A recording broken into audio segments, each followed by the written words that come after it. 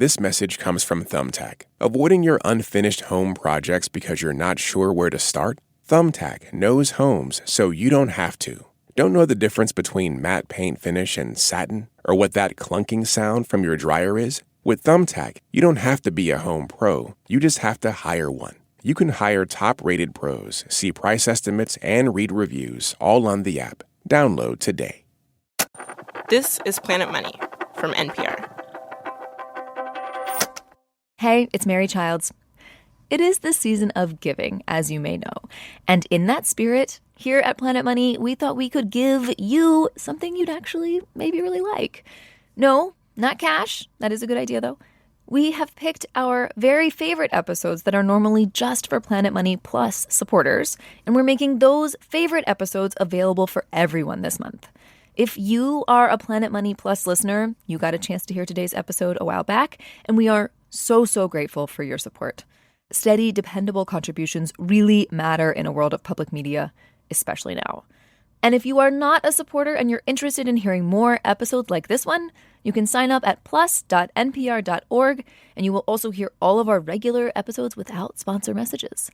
Okay, so do you remember the big messy fights this year over the U.S. debt limit?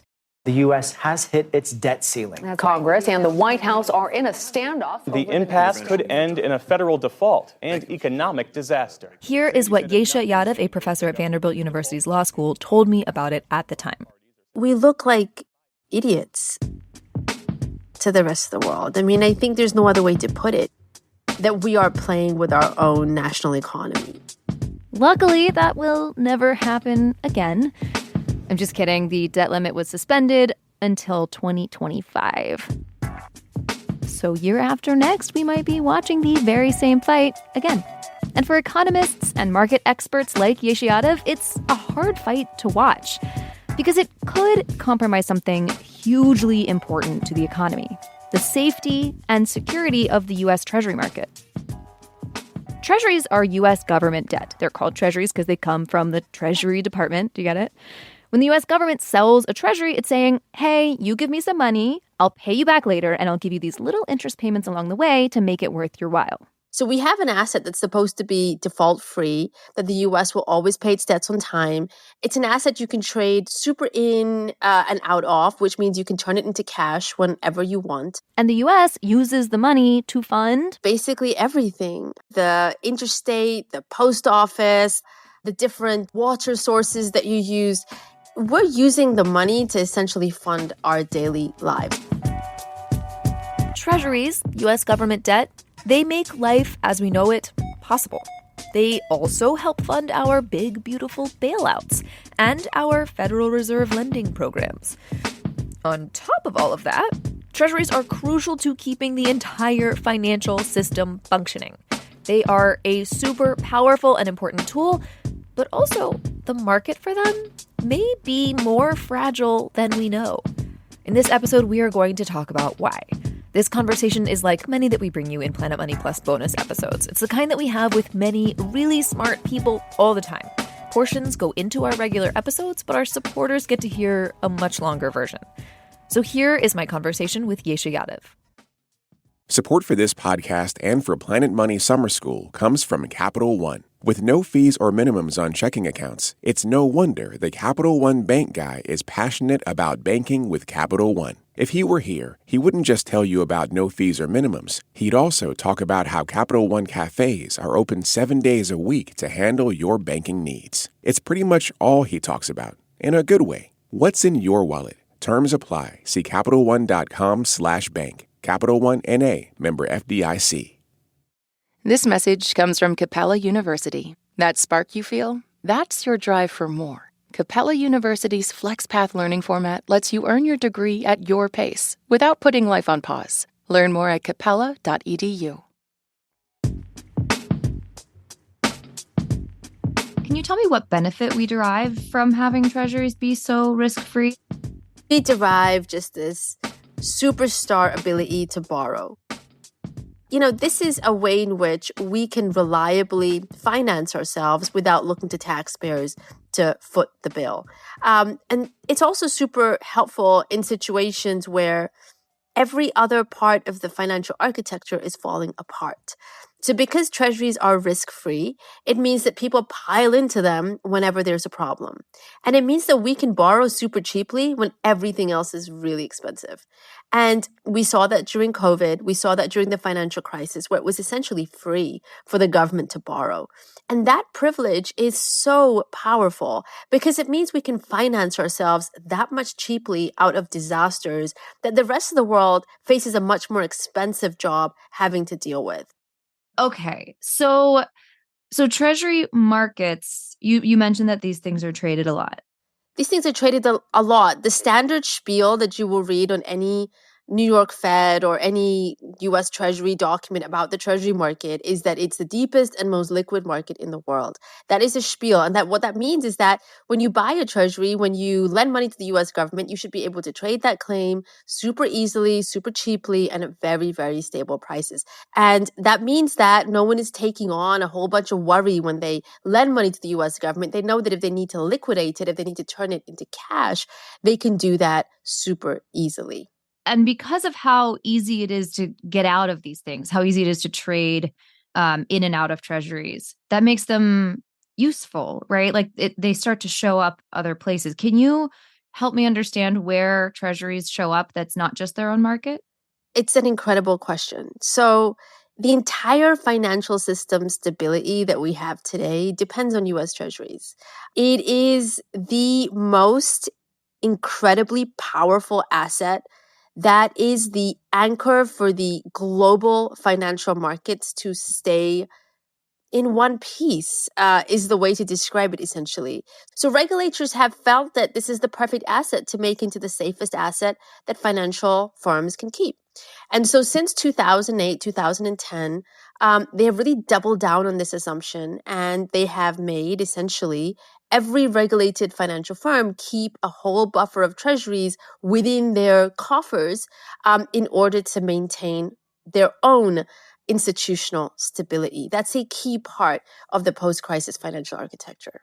I don't think I really understood that as like it is a doubling down. Like before, it was sort of like the market had agreed to some extent. It was more that the market had agreed that we all love this asset the most and it's the riskiest free asset and we benchmark everything off of it. But in the post-crisis regulation, that became more codified.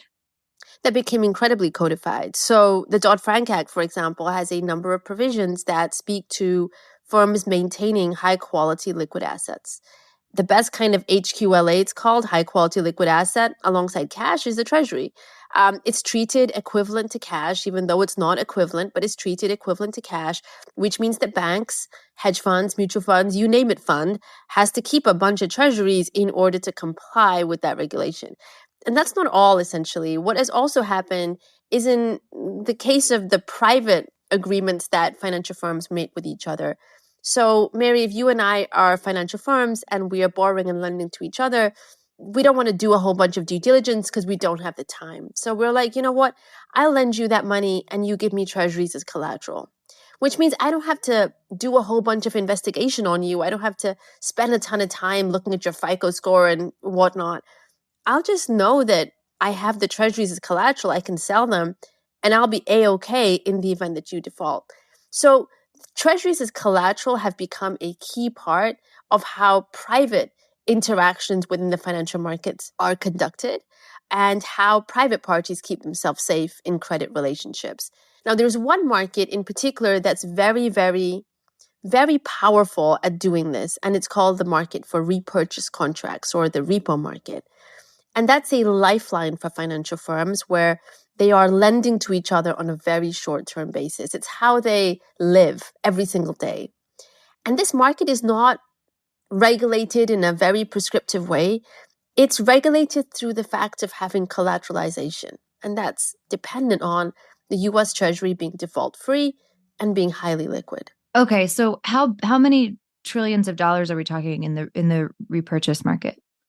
It's shrunk a little bit, but last time I checked, it was approximately $4.5 trillion in the bilateral repo market where they're interacting with each other.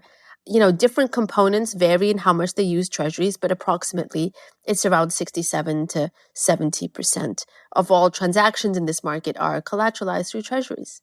How many treasuries are there outstanding and how many are used as collateral and how does are they floating around? Like, where are they? That is a impossible question. Very hard question. and and the reason for that is that we don't really know. And I would tell you something that might freak you out a little bit, which is that regulators themselves don't monitor how treasuries are collateralized within this different borrowing and lending market that financial firms use, the repo market. And in fact, what tends to happen is that a single treasury is collateralized multiple times. Oh, no. So one treasury is used multiple times for multiple different debts. Now, there's great work coming out of the IMF. Dr. Manmohan Singh does this work. And what he has posited is that one treasury is being used 3 times to collateralize debt. At once, at one time. Potentially at once, yeah. Doesn't that mean if one person defaults, they're like, give me that treasury. And the other person's like, oh, I don't actually have it. It's over there. And then the other person's like, I too don't have it. And there's no reporting mechanism, so no one really can trace these things either. For once, I'm pro blockchain. All of a sudden, I've become. I was thinking the same thing. I was like, wait, you know what? Let's just put it in the blockchain. It would really solve something for once. I don't know why no one said this. We have a use case. Finally. People are going to be so excited when they hear this. Okay, so without the blockchain, so that seems bad and like an inherent fragility that we don't know about. Are there other ways? Like the thing that I feel like about treasuries, and you've sort of talked about this already a little bit, but like it seems to me like they're everywhere in ways that I don't know. Like they're collateralized. They're like showing up in other like repo. Like, are there other places that I don't know about that they're sneaking around? You know, when you have your 401k, the mutual fund invests a whole shizzle ton in treasuries. They put a whole bunch of the money that they get into these prime funds, which are treasury funds. And the reason why a whole bunch of these mutual funds do that kind of thing is because it's safe, right? And so what that means is that it's safe and it's liquid. Treasuries are also desirable, so they can lend them out if they have to. But, you know, this is the way in which we provide our financial services, and we take for granted the fact that we can use treasuries to balance our portfolios, have this super safe layer here. And ultimately, what this is doing is unlocking the credit, unlocking the liquidity that we all need in order for the banks to give us the loans, for the mutual funds to then be able to invest in potentially riskier assets because they have the segment that is also super safe, that we can then, you know, have this borrowing within the marketplace that allows us to essentially get our life the way that we have it and that we become used to. So treasuries are the linchpin that unlocks that credit. That makes so much sense. So it's it feels like it's like this invisible agreement that we've all made that like, if we can just agree that a treasury is a treasury is a treasury, and we all think it's perfectly safe, then we can operate in our day-to-day. But if we have to start questioning a treasury, the whole thing falls down. If we're starting to question the treasury, this officially becomes like the Avengers blip, right? Like, you know, this is the only way that I can envision it, that we're just blipped. And the world as we know it does not look the same. And if we have politicians that are potentially playing, you know, pickleball with a nuclear weapon economically, then we are not safe. Thank you again to Yesha Yadav at Vanderbilt Law. We make episodes like this one every other week for our Planet Money Plus supporters. 2 extra episodes a month. Usually they're a little bit more wonky, a little bit more in the weeds, but not always. Sometimes they're goofy. Sometimes we go behind the scenes and open up our process. You can sign up for Planet Money Plus at plus.npr.org. And the real reason isn't the sponsorship-free listening or the bonus episodes even. It's actually supporting public media journalism. Direct membership support helps us stay independent and strong, especially in turbulent times. And plus, you do get a discount on merch. Okay. That is Planet Money Plus at plus.npr.org. I'm Mary Childs, and we are back with a new regular episode in a few days about advertising and why the 1990s saw so many of the most memorable ads of all time. Thank you for listening to Planet Money from NPR.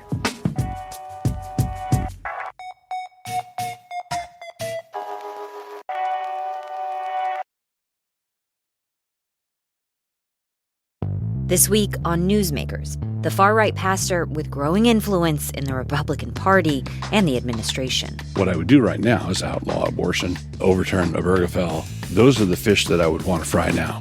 Doug Wilson, a self-described Christian nationalist, on his vision for a Christian America. This week on NPR's Newsmakers, wherever you get your podcasts.